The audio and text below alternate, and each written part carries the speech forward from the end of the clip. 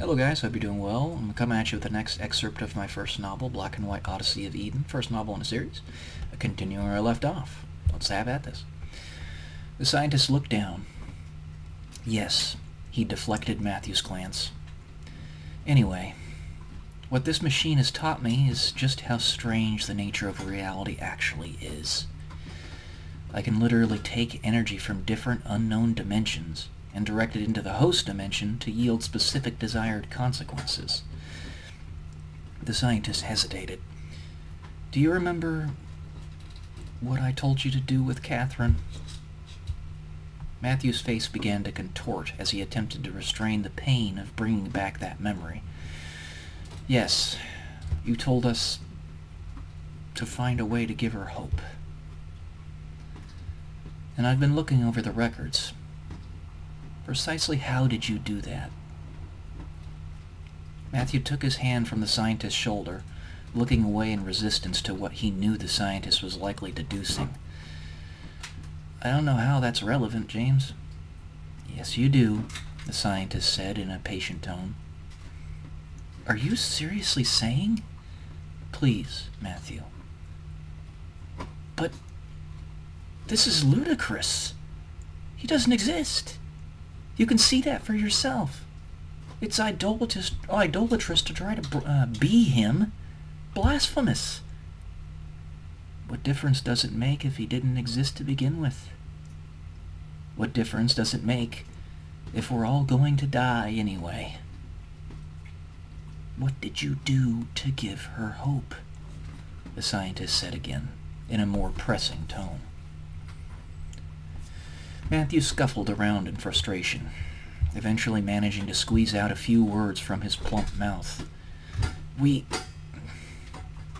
incepted into her that God existed, all right? We weren't proud of it, but what choice did we have?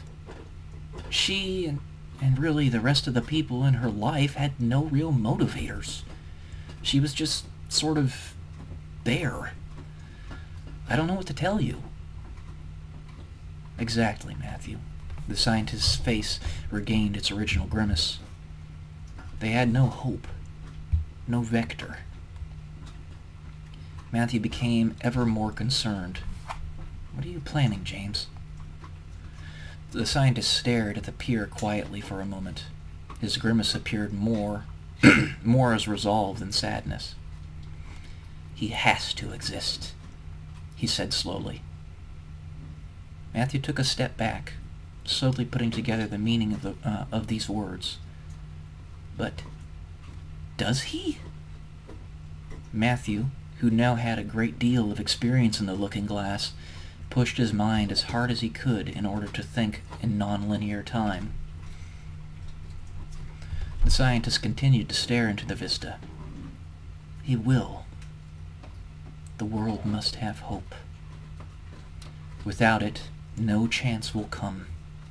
You and I, them, we will never win. Matthew's voice elevated in exasperation. James, you aren't honestly thinking. How? Yes, Matthew. It's the only way. He will exist. I will become him. He then sighed as he prepared his next thought. Their faith will be rewarded. And as the two of them allowed for a pregnant pause, knowing the next steps they would take, Matthew then said, Hope is only possible with despair. Next chapter. Chapter 10, Too Close to Home.